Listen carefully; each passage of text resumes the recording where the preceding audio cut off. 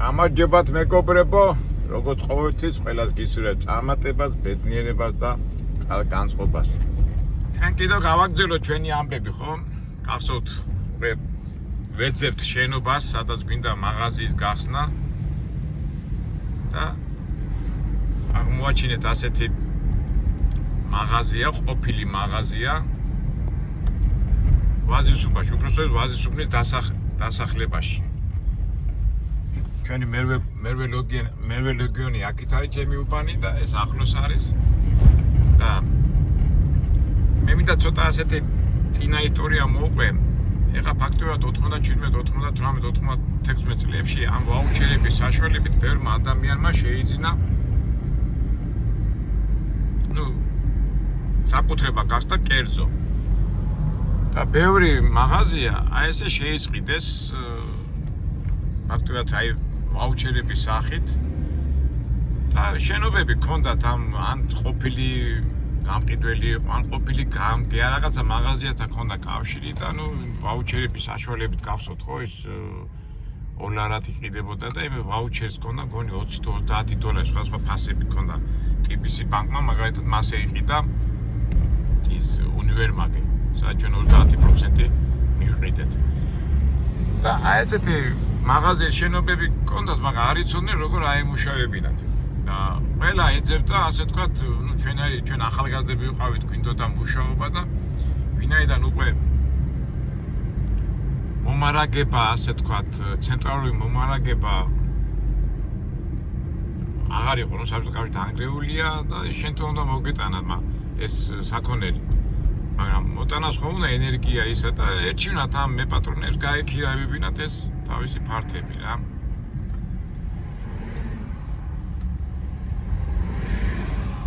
ჩვენც ახლა თავისთავად ვეძებდით ახლა ვიცი 20 უყურებთ სადაც ბევრი ხალხი ცხოვრობს, როგორ ცხოვრობს, მაღაზიის გარშემო ხო უნდა იწყიანოს ხალხმა და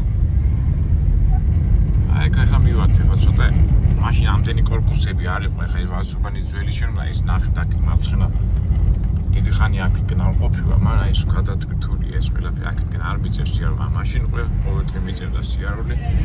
ესაა ძველი კორპუსი, აქ სამი კორპუსი აუშენებიათ. აგვეროდება ამ კორპუსების გადამყიდე. ხო, აი ესეთი აქ საბაგირო გზა ამოდიოდა, ეხლა ვინც ვაზისუბნელები არიან იციან. და მოდი გავჩერდები ცოტა ეს ადგილას არის, ახლა შეიძლება დავიკარგო კიდევაც აღარ მახსოვს რაღაც მაღაზია, არა დავიჯერო ახლა ის იმაში ვაკეში რომ ხოდა მაღაზია, ის ხო ზოო მაღაზია იყო და ესე ზოო მაღაზია გახდა. აი ესეთი დასახლება კორპუსებით, ახლა ხო იცი ფიქრობ, აი სადაც 100 მეტი ხალხი იქნება, მეტი ვაჭრობა გვექნება და აი სად არის ხო? მე გვირილა გაუხსნიათ, ხედავ, აი ეს ერთი მაღაზია იყო, აი მოდი ახლა ჩამოვიდეთ. აი ეს მაღაზია, მოდი გავჩერდეთ და მოგაგვებით ყველაფერს. ძველი ნაცნობები თუ შემხდნენ, კარგი იქნება. ერთი სიტყვით, ეს რამდენიმე კორპუსია 1, 2, 3 და ამ დასახლებაში ალზე კომუნისტების დროს იყო ხოლმე რომ სადაც არის დასახლება, იყო ერთი მაღაზია და აი ხა ეს გვირილა რო აწერია, აი ეს ტერიტორია ერთადერთი მაღაზია იყო ახლა. აქეთ იყო კინოელობის მაღაზია, შპალერებს და იმას კიდევ თუ ორი ნაბიჯი გაუხსნიათ, ესეც სუსად მაღაზია და იქით იყო ატელია. და აი ესე იგი კომერციულად კარგი იყო, იმიტომ რომ წარმოგიდგენთ რამდენი მაღაზია გვირილა, ესეც სასუსათოა, იქით რა არის ახალი ხორცი და გავთვალეთ რომ ამ თელ მოსახლეობას ეს ჩვენი მაღაზია დააკმაყოფილებდა. პატრონი იყო არ მახსოვს ის ასაკში იყო, შეიძლება ცოცხალიც არ არის, ახლა არ ვიცი, ახლა შევიდე ვიკითხო. და წეგანას რო გითხარით, ესე იგი თავი უნდა მოგეტანო საქონელი, გამყიდველები და დიდი ფართი იყო, დიდი ახლა კომუნისტების დროს ის იყო, მაგრამ ხალხი შეჩეული იყო ამ მაღაზიას და კლიენტების პოვნა ძნელი არ იყო. ჩვენი ენერგიით შეუდექით საქმიანობას. საერთოდ აი ვინც მაღაზიის ბიზნესით არის დაკავებული ძალიან დიდი მნიშვნელობა ქონდა, იციან, რომ აი მაღაზია სადაც გახსნი, უბანს აქვს ძალიან დიდი მნიშვნელობა. აუცილებლად უნდა გწოდნოდა ვინ იყო აქ ავტორიტეტი, ვის პატივსცემდნენ, ვის არა და უბნელებთან აი ურთიერთობა უნდა ქონოდა. იმიტომ რომ ეხლა მაინც მაშინ ფული არ ქონდა ხალხს და ნისიებით მიქონდათ ხოლმე რაღაცა. ეხლა არ ინეტო ნისიობა, მოვიდოდა უბნელი ბიჭი ან ვინმე და იტყოდა რომ ნისიად მომეცი და მთელი გამყიდველებს ჰქონდათ ასეთი სია ნისიების რა. ეხლა გამყიდველმა რა უნდა იქნა თუ უჩვენოთ არის, მაგრამ ჩვენ ვუყურებთ მიეცით, იმიტომ რომ მაინც ეს ავტორიტეტები არის პატივსცემდით, მაგრამ სამწუხაროდ ეს ბევრი ვერ აბრუნებდა ამ ფულს და ჩვენც ეხლა ხო იცით რა ვიტყდებოდა ეხლა ამ ყოველ სიგარეტზე და იმაზე ხო არ დაუწევდი კამალს, იმიტომ რომ შეიძლება მაღაზია გატეხილიყო, შეიძლება რაღაცა ცუდი რაღაცა გამხდარიყო, თუ გახსოვთ მაშინ შუქები და ეს არ იყო, ცოტა მიდიოდა, მაგრამ 6 საათი, 7 საათი მაინც კრიმინალურ დროთ ითვლებოდა. ზოგიერთი იმხელა ნისიების სია გროვდებოდა, რომ ეს ზარარზე მოქმედებდა, მაგრამ ჩვენ იძულებული ვიყავით, რომ რაღაცა თუ ადამიანი ერთი თვის განმავლობაში არ დააბრუნებდა ამ ფულს, იმ ნისიებს შლიდით რა და ზარარში ვატარებთ, მაგრამ მაინც მოქმედებდა, იმიტომ რომ ქირა იყო გადასახდელი, შუქი იყო, შუქი ისაც არ მოდიოდა, მაგრამ მაინც მე საგადასახო მოდიოდა, პარიკმახერები მოდიოდა, ის პარიკმახერები მეთქე, სანტეხისა, სანებსადგური მოდიოდა და ასე თუ ისე უკმაყოფილოები არ ვიყავით. ერთადერთი აი ჩვენ ხო თქვი, აი ვისთან იკავებ და ვისთან იწყებ მუშაობას, ანუ ქირა, პატრონი, ამას აქვს ძალიან დიდი მნიშვნელობა. და იმის საშიშროება, რომ ვიღაცა დაგაყაჩაღებდა, აი როგორც მაშინ დრაივი რომ მქონდა, არის, იმიტომ რომ მაინც უბანია და უბანში ეხლა უცხო ვიღაცა გადმოთიელი ადამიანთელი აქ ვერ გაბედავდა აქ დაყაჩაღებას. ეხლა როგორც ჩვენ ტრასაზე რო ვიყავით იქა და ვისაც მოუნდებოდა ყველა რო გაყაჩაღებდა, თუ ეხლა შენ უბნელებთან ცუდი ურთიერთობა ქონდა, ან შურს იძიებდნენ, ან რაღაცა ამის და მაგვარი. მაგრამ ეხლა მაგის ჩვენ არ შეგვეშლებოდა, ერთადერთი ის იყო, რომ მაინც ეს ნისიები და ის მაინც მოქმედებდა, მაგრამ როგორ გინდა ეხლა ადამიანშია რაღაცა ნისია და უბანში, ძმაო თავის უბანში, ეხლა აქ დაუწყო ნისიებზე ლაპარაკი. აქეთ არ მახსოვს ეს ხორცი, ეს მერე გახსენს ეთყობა. მოდი აბა შევიდეთ მაინც ჩვენი ახალგაზრდობა აქ გატარებული და ეს უკვე ისი აქია. გამარჯობათ. ეს ვიწროა, ეს გაყოფილია, უფრო დიდი მახსოვს ეს მაღაზია. ვინ არის პატრონი? მე როგორც ვიცი, ვერ ვიხსენებ სახელმწიფო, დამავიწყდა მეკითხა. დიდი ეს ეთყობა, აქეთ სხვა ნაწილია. დიდი ფართი იყო ასეთი და კაი ფულს უხდიდით, ახლა პატიოსთან უხდიდით ყველას. პატრონს უფრო სწორედ, მაგრამ აშკარად ეს უფრო დიდი იყო რა. გარედან შევხედოთ. ამდენი საქონელი არ ქონდა. ეხლა მაღაზიის ამუშავება ძალიან ადვილია, იმიტომ რომ დისტრიბუტორებს მოაქვს თვითონ ის საქონელი და ჩვენ თვითონ მოქონდა მაღაზიის საწყობები და მოქონდა მოძრაოდით, მე საღამოს თვიდით რა იყო და ეხლა შედარებით ადვილია, მაგრამ დიდი მაცივრები და ის არ ქონდა. მაშინ კოკაკოლამ შემოიტანა პირველად მაცივარი, ეხლა დიდი მაცივარი. ეხლა გვირილა ერთ-ერთი როგორც ვიცი წამყვანი ბრენდია, ასე თქო, გვირილა ორი ნაბიჯი, მაგნი ხო თუ მაგნიტი. ამდენი პროდუქცია არ ხონდა, ნახე კარგად თარდა. ნეტავი ასეთ მაცივრები ქონოდა.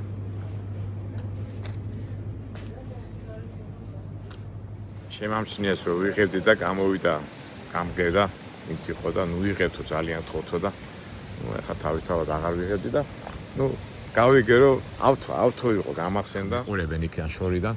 ავთო იყო და ის გარდაცვლია და ვიღაცას გაუყიდე. ეხლა პატრონი ყავს ვიღაცა, ეხი იქიდან მიყურებს და რასაკეთებს რატო ვიღებ ეხლა ხალხს. შეშინებულები არიან, გონია რომ საგადასახადო ვარ. ერთ სიტყვით აგერ არის, ეს იყო ერთი მაღაზია, ხო და ეგრე მეორე ნაწილი რაღაცა, სხვა რაღაცა, კოპწია. პატარა სახო ესე იგი გაყრეს და მე ეტყობა გაიყოს. როგორც ვაკეში რო იყო ისეთი მომენტია რა. მოდი აღარ დავძაბო ეს ხალხი. თანჯიდან მიყურებენ შეშინებულები არიან. ალბათ რაღაცა გონია რატო ვიღებ ამას და იქიდან მაკვირდები ხა არა გამორიცხული ვიმე გამომიგზავნა. კაი, წავიდეთ აღარ ვანეულოთ ეს ხალხი. ჩვენ და ჯინაზე მაინდა-მაინც ვიმე უბნელი არ გამოჩენილა ძველი, მაგრამ რა ვიცი, რამდენი წელი გავიდა უკვე ფაქტურად 20 წელზე მეტია გასული და ალბათ ბევრი ადამიანები წასულები არიან. დამნაგებელი გამოვიდა და მაკვირდება საკეთი. აი წავალ არ ვანერვიულებ ახლა.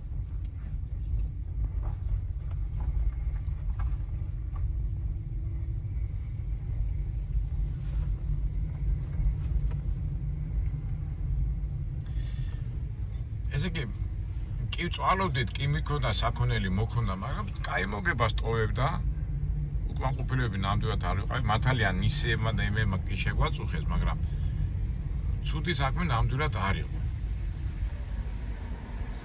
აქ იყო ერთი კონკურენტი მაღაზია ქონდა და ამას სულ აყაჩაღებდნენ და ჩვენ მაღაზიასთან არ მოდიოდნენ, იმიტომ უბნელებთან ჩვენ კაი ურთიერთობა ქონდა. და აი ეს მაღაზიას კარფური გაუხსნიათ ახლა. იდე კომერციულად ცუდი ადგილი არ არის, ხო? ეხლა დაფიქრდით. აგერ კარფურია, იქ ორი ნაბიჯი. ჩვენ სადაც ვიყავით გვირილა, აი კომერციულად მაგარია, ხო? და სულ რო ვიძახი შეინარჩუნე, მაგრამ მაშინ ჩვენ ეს ასაკში იყო ის ავტო პატრონი. და და გვინდოდა რომ გვეყიდა და ნუ არ თმობდა, იმიტომ იმას ერჩივნა რომ გაიქირავებინა და მე რო გავყიდო, მე მუდმივ შემოსავალი მინდაო და ნუ ეს სიტყვით ვერ ვიყიდეთ. მე ჩვენ რო წავედით, მე ახ თელასის ის იყო ოფისი. და მე უკვე ამდენ ხანი აქ აღარ ყოფილა. ესეთი ადგილია რომ გაქირავება არ გაუჭირდება და აქ გვირილაა შესული.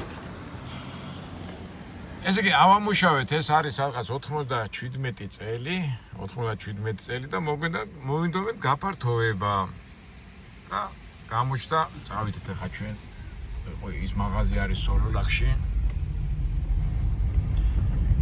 მე ხა სოროლაკში საცობები უნდა გავიარო და ნუ მივარ მე ჩავთოთ ეს ჩვენი ვიდეო. ის მაღაზია გაჩვენოთ, მეორე ობიექტი ასე რომ თქვა ჩვენი. და იქ ვიტყრობ, ამხელა მნიშვნელობა აქვს ვისგან და რა პირობებში ქირავობ იმ ფარტს. აი ისიც მეშინო და საცობში მოხდები მეთქი და ნახეთ უკვე აულაბრიდან 40 წუთია მოვდივარ, რომელსაც 10 წუთში მოვდიოდი ხოლმე და ისიც ამ საცობების შესახებ ერთი კაი რაღაცა უნდა მოვიფიქროთ, რომ შევთავაზოთ ამ თავრობას, თორე ეს მე წინა ვიდეოშიც გახსოვთ, გითხარით, რომ 2-3 წელიწადში აქ რაღაც სასწაული მოხდება რა. ეს ქართველი ხალხი კიდე როგორი მომთმენია და როგორი ითმეს, აი არ ვიცი რა. მე რაღაც 2 კვირა ჩამოსულიყო და უკვე ცუდათა ვარ რა ამ საცობებიდან გამომდინარე. ეს კაი მუსიკა რო არ ქონდეს, გაუძლებდი ახლა. ბლუზი.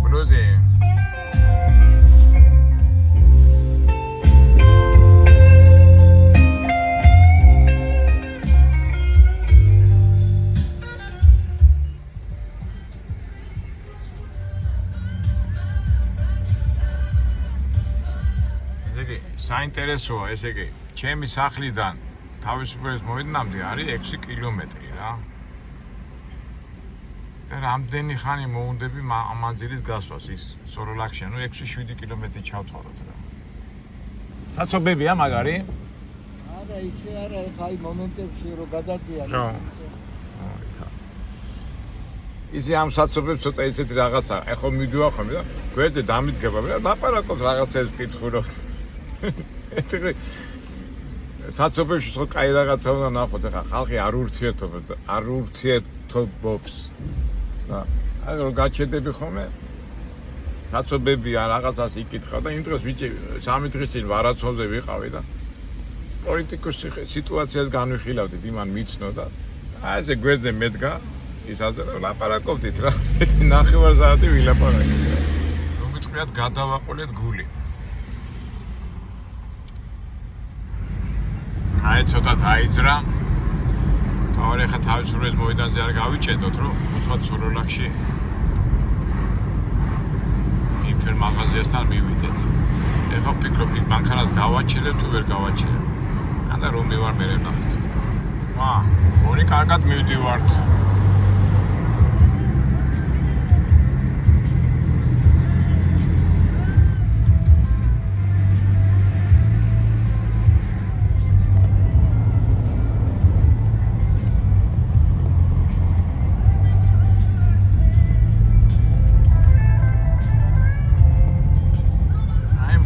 სოლოლაკში ყველაზე არისტოკრატიულ უბანში. ისე ჩემ ცხოვრებას რო გადავხედოთ, ნავთლუხი, მთაწმინდა, სოლოლაკი, ვაზის უბანი, სხვადასხვა არა რა თქმა უნდა მე კი არ ვარჩევ, მაგრამ სხვადასხვა როგორ კატეგორიის თუ სოციალური წყობის ადამიანებთან მიწევდა სულ ურთიერთობა. რა თქმა უნდა ყველა თავარი ადამიანი იყო და კაცი იყო, თორე რაც სადაც უნდა იყო შენი ღირსება უნდა გეკავოს, მაგრამ მაინც არის აი მენტალიტეტი თავისებურად არის განსხვავებული. და სულ აი რო გადავხედოთ ჩემ ცხოვრებას, სულ აი სულ მრავალფეროვნებაში ვიყავი. ციხიდან და ინსტიტუტიდან დამთავრებული, ციხი დამთავრებული, ინსტიტუტი დაწყებული, ციხი დამთავრებული, ვაჭრებიდან დაწყებული, შავი გაგების ხალხთან ურთიერთობით, ბანდიტები, კრიმინალები, ყაჩაღები, რა ვიცი რა. გინდა არ გინდა ყველა იმასთან გიწევდა ურთიერთობა, ხელოსნები.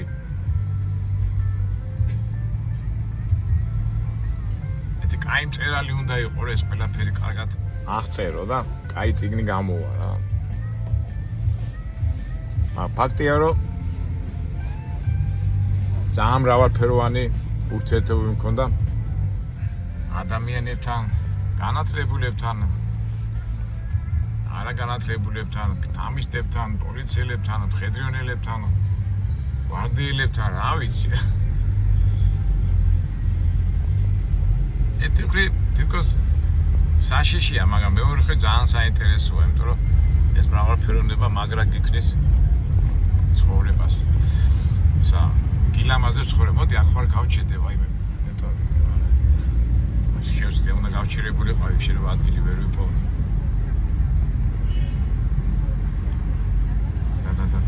და.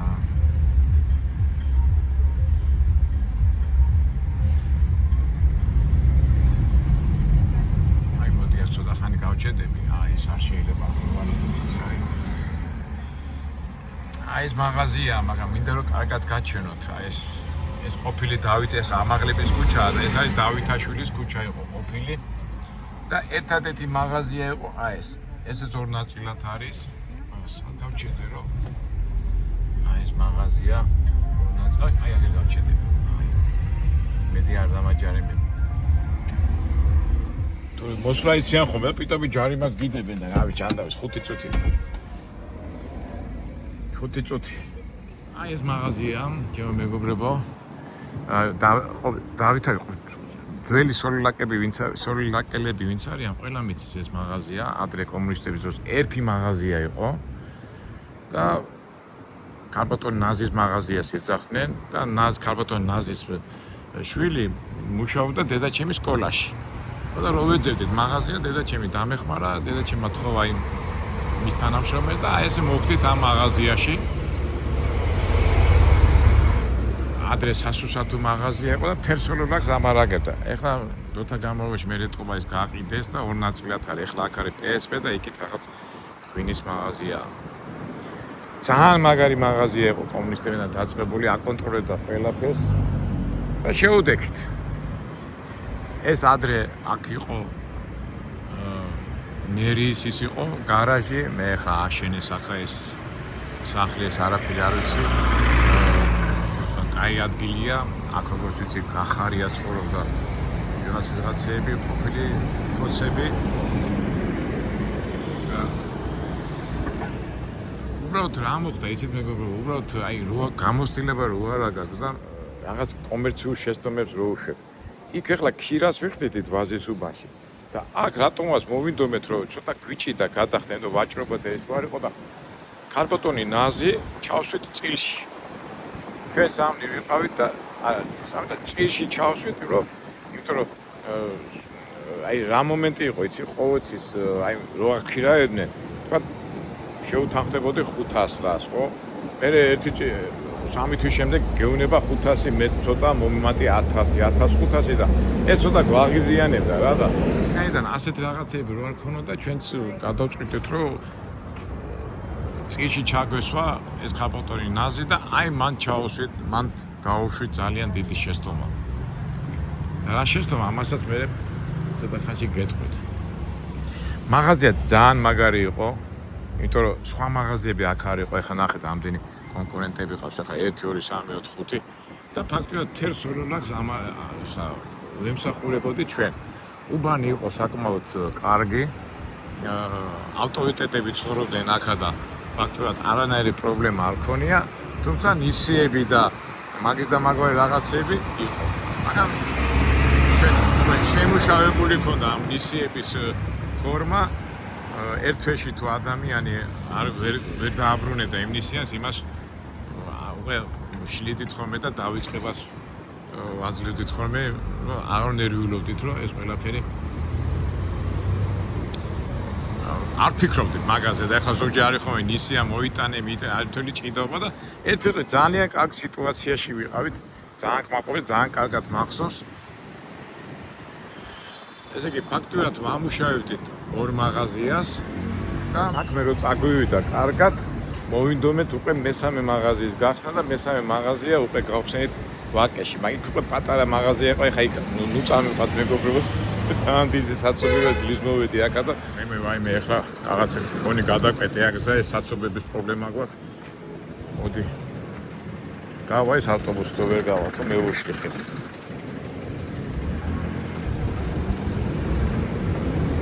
ეხლა აფსიაქში აღარ შევალ აშკარად ეხლა არც ვიცი დიდი დრო მაგა გატარებული ხან ვაზის უბანში ვიყავი ხან აქ ვიყავი ხან ვაკეში ვიყავი მოდი წავიდე იქით გადავიდეთ თორე გონი ეს ჯარიმები გადამხდელი მოდის აქეთ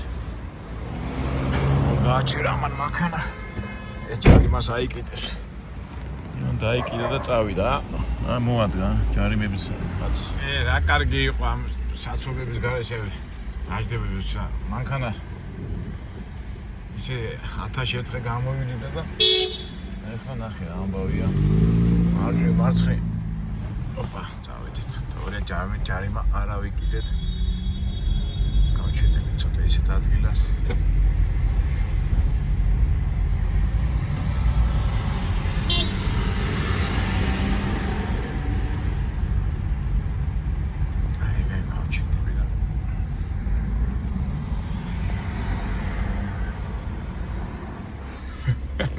ძალიან ძნელია რა მე ზიარიაში მაგრამ მე კიდევ აღიარებ და წეღანავს კი რომ მალადეც ქართველი ხალხი რასაც ეს უძლებენ და ამ პროპკეს და ამ გიჟობებს და გადარეულობებს უძლებენ მაგარი გამძე ხალხი ყოფილა ქართველები რა ხო ნუ ერთ სიტყვით ეხა მე თაცმინდაზე სკოლა მაქვს დამთავრებული და ეს უბანის სოროლაკი თაცმინდაზე ხო როგორ ჩობლიური ყოველთვის იყო ჩემთვის და ძალიან კარგი იყო რა ძალიან კარგად მიდიოდა საქმე მე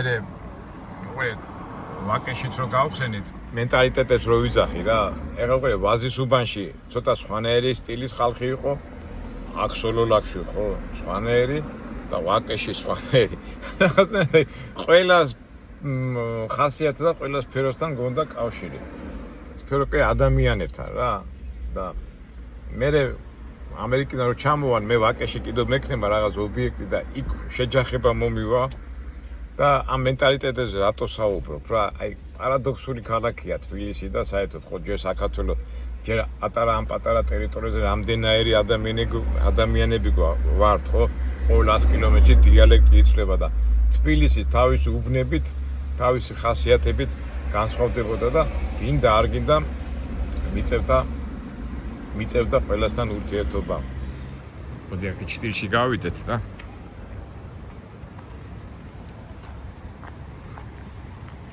ესე იგი ამ ტერიტორიას ძალიან მიყვარდა აქ ყოფნა. მე ჩემი მაინც ყოველთვის ვახერხებდი რომ ბიბლიოთეკაში ჩავსულიყავი. კი დავრბოდეთ, მაგრამ რაღაცნაირად ავაწყეთ. ჩვენ ხო ვიყავით 3 გუნდი ყავდა და ბიჭებიც მე უკნელები, მეგობრები დღემდე მეგობრობთ იმათთან ერთად და ფაქტურად ამ 3 მაღაზიას ვამუშავებდით. ვაზისუბანი, სოლორაკი, რა ქვია იმას, ვაკე. პერიოდულად ლილო საქონელი ჩამომქონდა, მაგრამ ისეთი აქტივობით არა როგორც მაშინ. 1-2 მანქანაზე წავედი, მაგრამ ისეთი აქტივობით არა, მაგრამ ყველაფერი მაინც ფინანსური პრობლემები მქონდა. იმდენი თანხა არ გვიგროვდებოდა, რომ აი ხელი რო იყვიან გაგვეშალა და აქ დაემატა მე ამ აი არ მინდა ამ თემაზე ლაპარაკი, მაგრამ აი ქართველებს არის სიხარბეა ესა თუ ცოდნა თუ რა ვიცი, როგორც კი დაინახეს რომ ჩვენ უკვე მუშაობდით, ბიჭები მუშაობდით. წეღანაც რო თქვი, თავიდან გვითხრეს 500 ლარი, მე 1000 ლარი, მე 1500 და განსაკუთრებით აი ეს სოლურაკის ქალბატონმა ტვინი წაგვიღო. წისში რო ჩავშვით, არ ჯეროდა რაღაცა საღამოს ხო ანგარიში ხო იწერებოდა და სულ ეგონა რომ ვატყუებდით და აი ეხლა ახალგაზრდა ბიჭები ვართ და ჩვენც მაკაცები ვართ, ნუ ხელში ქონდათ ამოსული და ზოგჯერ კონფლიქტიც მოსდიოდათ უკვე ბიჭებს, იმიტომ რომ უნდობელი რაღაცა ეჭვიანი ქალი იყო რა და სულ პრობლემებს გვიქმნიდა რა.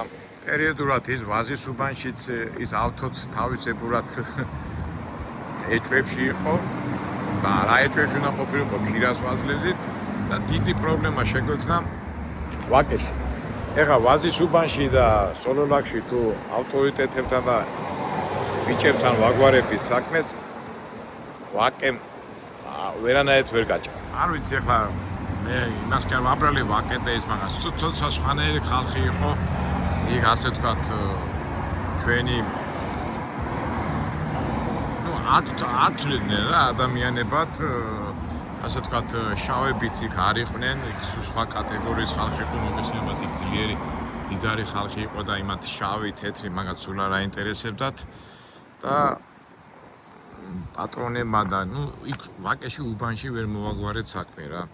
წარმოიდგინეთ ეხლა ასეთი გამოცდილების ადამიანები და ვერ არა, აი თავიანთი თავი ეგონა ძალიან და აი მან მოხდა მაგარი სტიჩკა და ერთხელ იმაში ვარ, ჩინეთში ვარ და მირეკავენ და კაკო ვაკის მაღაზია დაგგომბესო რა, ესე იგი იქ ვინც იყო ჩემი უბნელი იყო, ვინც მართავდა იქ სიტუაციას, რაღაც ალაპარაკება მოხდა, ეს ალაპარაკება ერთმანეთში შელაპარაკება მოვიდა და როგორც ჩვენ გახსოვთ ის ბუტყაზე დრაივში რომ მოვიდა ჩეტაკება და მოვიდნენ და პირდაპირ ავტომატები დაადგნენ და მთელი მაღაზია დაცხრილეს. რა თქმა უნდა ჩამოვედი, ვინ არ ჩავრიეთ, როგორ არ ჩავრიეთ, მაგრამ ვერ გავიტანეთ თავისი და სულ ომში ხო არ იქნებოდი და იძულებული გავხადეს რომ ვაკიდან წავსულიყავით. ეხლა ასეთი სიტუაციები რა თქმა უნდა არა სასიამოვნოა, მაგრამ კომერციულად უკვე ვფიქრობ, რომ გინდა რომ სტაბილურობა და სიმშვიდე იყოს, კი. და თანდათან ეხლა უკვე მაშინ უკვე წამოვიდა მოდაში ესე 97-98 წლები იყო და ამერიკის საელჩომ გაამარტივა ვიზებით წასვლა. და მოგეხსენებათ ხო იცი თბილისში როგორი მოდნი ქალაქია და მოდაში გახდა ამერიკაში წასვლა. ეხლა მაშინ ხო გახსოვთ, წადი ამერიკაში დიდი ფული კეთდება, როგორც ხდება ხო ყველაფერს აჟიტირება და რეკლამირება რო ხდება და უბანში ბიჭებმა მითხრეს რომ ვარ წახვალ აკავ ამერიკაშიო, ვფიქრობ, მე ამინდა ამერიკაში, მაგრამ მე რო განსაზღვრე ფასები იქა და აქ, ვიფიქრე რატომაც არა მეთქი, წავალ მეთქი, რაღაცა ფულს მოვაგროვებ და ბოლოს და ბოლოს ჩემ მაღაზიას ვიყიდი რომ ამ მე პატრონებთან და იმ ადამიანებთან ვისაც უნდა მისცე ფული იმასთან აგექნება, შენი მაღაზია იქნება შენი და აი ეს თავში ტრიალებდა ჩემ თავში. მაგრამ ჯერ უცბად არ გადამიწყვეტია წასვლა, ფიქრობდი. ეხლა ამერიკაში წასვლა ასე დაადო თავი, ადვილი არ არის, ხო? ცოლის, შვილის დატოვება, გიღის, არ გიღის. მეუღლესთან საუბრობდით, რა გავაკეთოთ, როგორ გავაკეთოთ. მეუღლეს რა თქმა უნდა არ უნდა წასვლა. მეც დავწუნეთ. აი დიდი ხანი ფიქრობდით ეს უცბად ვერა. თითქმის 7-8 თვე ფიქრობდით. სამწუხაროდ ისეთი მოლოდინი, რომ აი წინ წავსულიყავი და ერთ სიტყვით აი თავში ჩამიჯდა ეს, რომ უნდა ვიყიდო ჩემი საკუთარი ქონება, საკუთარი კომერციული ფართი. და 7-8 თვის კარგი როგორ გითხრათ, ფიქრის შემდეგ და მეუღლის ნებართვის ერთობლივად გადავწყვიტეთ, რომ წავსულიყავი და შეიძლება მეუღლე წამეყვანა იქეთი 1 წელი, 2 წელი მემუშავა და დაგროვილი ფული წამოსულიყავი აქ და კომერციული საქმიანობა დამეწყო. აი ზოგჯერ ეხლა ეს თქმა მინდა, ხო და გადავწყვიტეთ ბოლოს წასვლა, მაგრამ რა უნდა გამეკეთებინა ამერიკაში უკვე ვიცოდი ამ მშენებლობაზე, ან რაღაც უნდა მემუშავა და გადავწყვიტე, რომ მშენებლობაზე ვინმესთან წავსულიყავი, ჩემ გორია მყავდა პრარაბი და მეთქი წავალ ერთი თვე ვიმუშავებ შელესვას, სამშენებლო რაღაცებს რაც ხდება, სანტექნიკას ვისწავლი, მეთქი რომ ამერიკაში მზად ვიყო მეთქი და აი ზოგჯერ სხვას რა უნდა დაუჭირო და ბიჭებმა მითხრეს, ბიჭო ხო არ გაგიჟდეო კონსულტა რო შეხვალო, მე რო დაგინახავსო იმასო, ხელებიო ჭუჭყიანი გაგო, იტყვის რომ სამუშაოდ მიდიხარო და არ გაგიშვებსო. და მე შტერმა დაუჯერე და ეს შეცდომა მე უკვე ამერიკაში სინანულად გამიხდება სინანურად. იმის მაგალითად რომ მესწავლა მშენებლობა, იქ მომიწია მე წვალება და ამაზე და ამერიკულ ამბებს უკვე შემდეგ ვიდეოებში გეტყვით. ამა დაგემშვიდობებით, როგორც ყოველთვის ყველას გისურვებ ჯანმრთელობას, ბედნიერებას და იმედია შევხვდებით მომავალ საინტერესო ვიდეოებში. კარგად.